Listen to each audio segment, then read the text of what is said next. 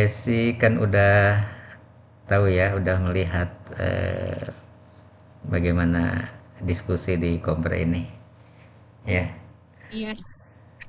Eh, Ibu Yesi, dari sekian kisi-kisi Kompre itu yang paling Ibu kuasai yang apa, Bu?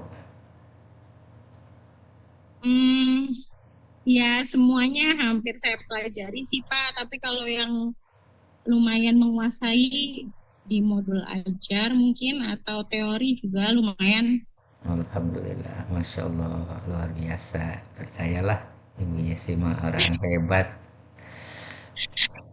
Wah, bisa aja Bapak lebih-lebih Pak. Iya, Bu Yesi, boleh kita ngobrol ya, saya tanya-tanya. Dalam modul ajar itu ada salah satu komponen seperti pertanyaan pemantik dan pembelajaran bermakna gitu. Itu fungsinya untuk apa, Bu? Dalam keseluruhan perencanaan pembelajaran dan nantinya kegiatan pembelajaran. Baik, Bismillah. Kalau pertanyaan pemantik itu fungsinya adalah untuk memicu apa ya, memancing atau apa ya bahasanya ya. Jadi membuat peserta didik itu terpancing untuk mengetahui sesuatu gitu Pak. Jadi dipancing atau di apa ya bahasanya Bapak bingung. Ya dipancing. Intinya iya kan kalau dipancing ya enak banget gitu bahasanya. Iya. Intinya mantik itu adalah untuk menarik peserta didik agar peserta didik ini ingin lebih tahu gitu Pak. Sedangkan kalau bermakna itu tuh yang poin-poin penting yang harus dikuasai atau diketahui oleh peserta didik gitu. Sepaham Iya. saya seperti itu. Iya, iya, iya, bagus. Kalau diterapkan dalam eh, materi tertentu, misalnya Ibu membuat modul ajar pada tema apa, Bu? Saya itu Pak beriman kepada kitab-kitab Allah. Di fase berapa adanya tuh, Bu? Ada di fase D, Fase D, kelas kelas 8 Pak. kelas 8. Oke, ketika Ibu menyusun modul ajar pada tema itu untuk fase D kelas 8. Nah, pertanyaan pemantik yang Ibu buat itu apa dan pembelajaran bermaknanya apa tuh, redaksinya seperti apa? Misalnya kalau di beriman kepada kitab-kitab Allah itu misalnya mengapa harus beriman kepada kitab-kitab Allah? Bagaimana jika kita, misalnya bagaimana jika kita berhadapan dengan orang-orang di sekitar kita yang berbeda keyakinan, misalnya seperti itu.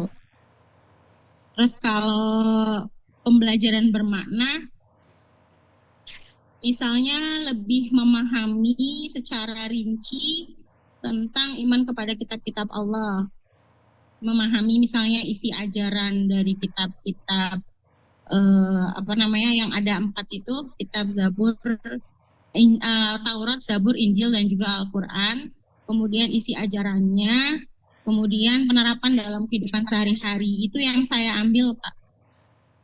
Gitu. Eh, baik.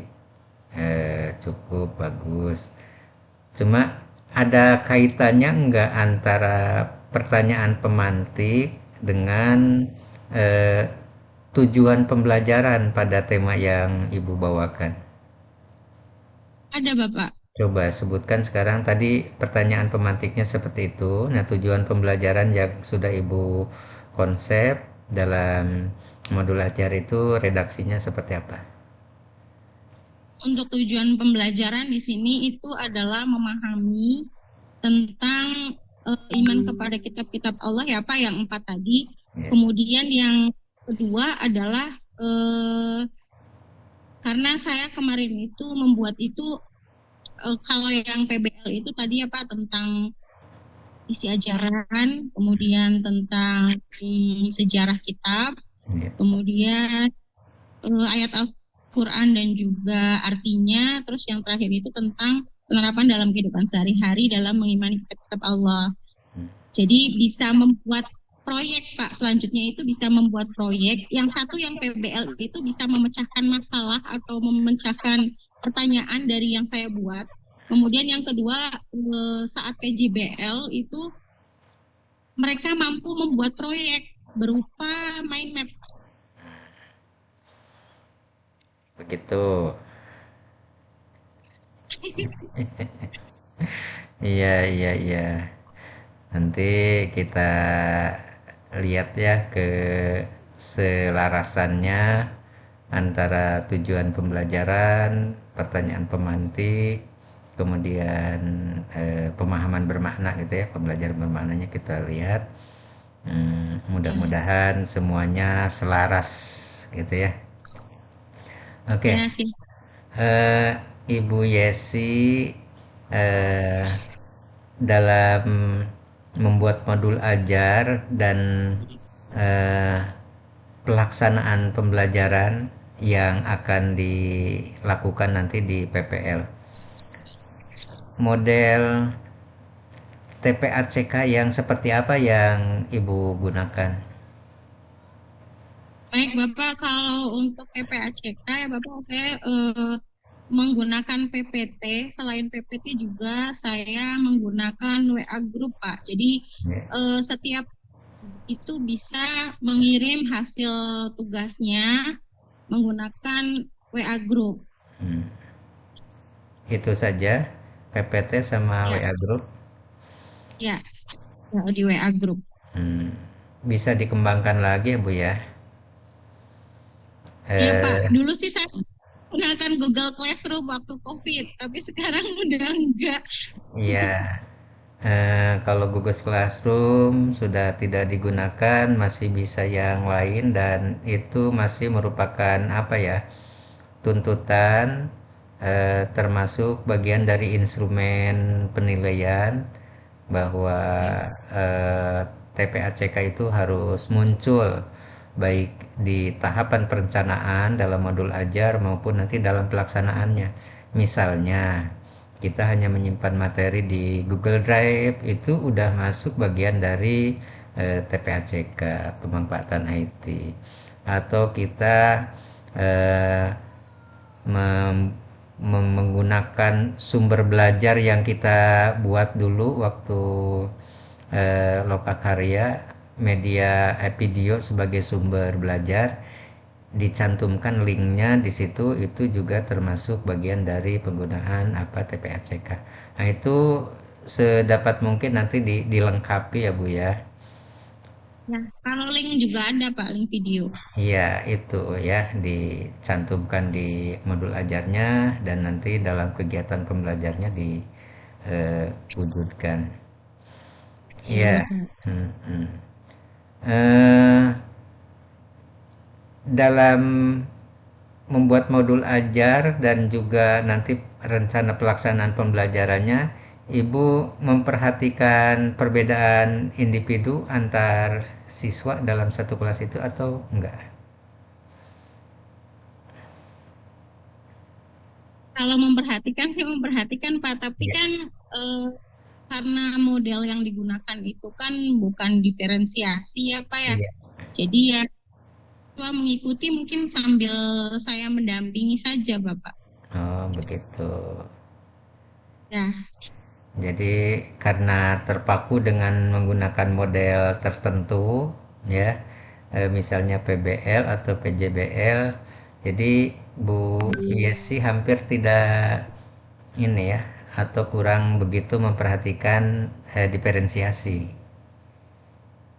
jadi sebenarnya gini ya, Pak, kalau Iya, saya sebenarnya iya, mengajar itu menggunakan model atau metode pembelajaran yang bervariasi, Pak. Jadi iya, kadang saya apa namanya berubah-ubah gitu, tidak iya, selalu PBL atau PBL saja gitu, Pak. iya.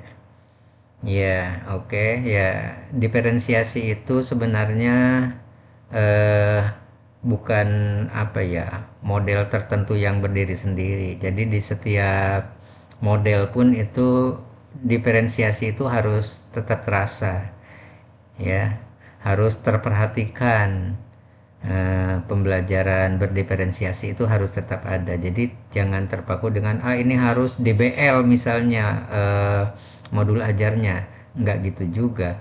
Di model apapun, di metode apapun ya diferensiasi itu harus diperhatikan karena emang adanya begitu bahwa kemampuan siswa kita itu sangat beragam gitu ya, dan itu yang akan berhasil pembelajaran itu memperhatikan kondisi siswa, bakat siswa, kemampuan siswa begitu ya Bu Yesi.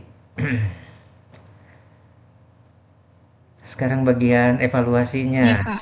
bagian evaluasinya atau asesmennya, gimana Ibu merencanakan asesmen dalam modul ajar itu? Kalau asesmen yang PBL, saya menggunakan soal pertanyaan berupa pilihan ganda dan juga esai, Bapak. Tapi kalau yang PJBL itu saya menggunakan rubrik penilaian. Kan karena kalau PJBL kan kelompok Bapak, jadi di sini nanti ada penilaian keaktifan, kemudian penilaian kekompakan, serta kreativitas mereka dalam membuat proyek tersebut. Kurang lebih seperti itu, Pak, gambaran singkatnya. Ya, misalnya untuk menilai produk itu ya dari PJBL itu. Nah, rubrik yang digunakan untuk memberikan penilaian itu apa aja, Bu? Aspek-aspek apa aja yang dinilainya? Kalau produk itu kan biasanya penilaiannya menggunakan rubrik. Iya, Pak. Aspek-aspek apa aja yang dinilai dari sebuah produk yang dihasilkan oleh siswa baik secara individu maupun kelompok. Dari kerapihan, Bapak, kemudian tingkat kreativitas. Kalau dari apa namanya hasil proyeknya, Itu aja, dua aspek itu. ya, iya sih.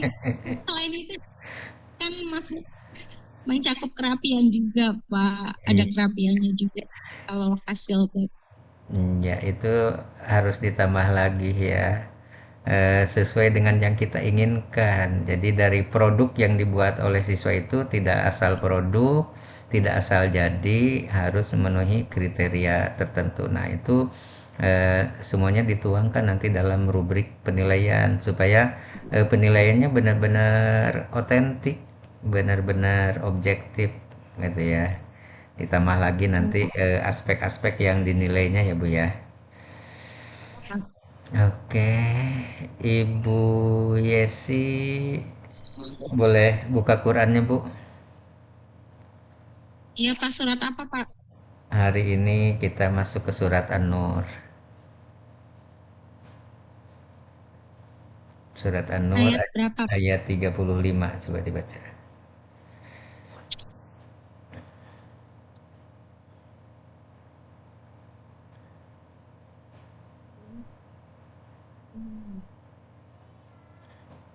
Mangga. Ini surat kesukaan saya Alhamdulillah. ini, Pak. Alhamdulillah. Ternyata. Karena sering banget nih, Pak, baca surat ini, Pak. Berarti sudah hafal, nggak perlu ngelihat lagi ya. Lalu, Pak. Ya, mangga dibaca Bu. A'udzubillahiminasyaitonirrajim. Bismillahirrahmanirrahim. Allahu nurus samawati wal ard. Masalu nurihi kamishkatin fiha misbah. Al misbahu fi zujajah. Az-zujajatu ka'annaha kawkabun duriyyu yuqadu min syajaratin mubarakatin zaitunatin la syarqiyyati wala gharbiyah. Yakadu zaituha yudi walau lam tamsas nar nurun ala nur yahdillahu linurihi may yasha. Wa yadribullahu al-amsala linnas. Wallahu bikulli syai'in alim.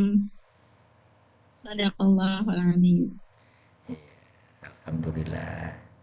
Cukup lancar ya untuk ayat yang sering dibaca ya, yang menjadi ayat kesukaan ya. Ya, Oke. Pak. Eh, untuk memberikan contoh bacaan ke siswa nanti, apalagi ini di level itu ya, di fase D ya. Mudah-mudahan siswanya SMP. sudah ya SMP sudah ada yang bagus-bagus bacanya, maka kita harus memberikan contoh yang lebih bagus lagi ya Bu ya. Ya, Mm-mm. Oke, Ibu cukup. Silahkan ditulis ayat tersebutnya yang rapi, nanti dikirim ke saya via WA. ya Pak. Cukup buat Ibu Yesi, mangga. Teorinya nggak ditanya nih Pak. Iya kan udah fokus ke modul ajar dan seterusnya. Oh, barangkali mau nanyain teori Pak. Udah cukup. Udah 16 17 menit ini. Oh, Pak. Terima kasih banyak ya Yuk, Pak. mangga sami-sami. Sukses Bu Yesi. Waalaikumsalam warahmatullahi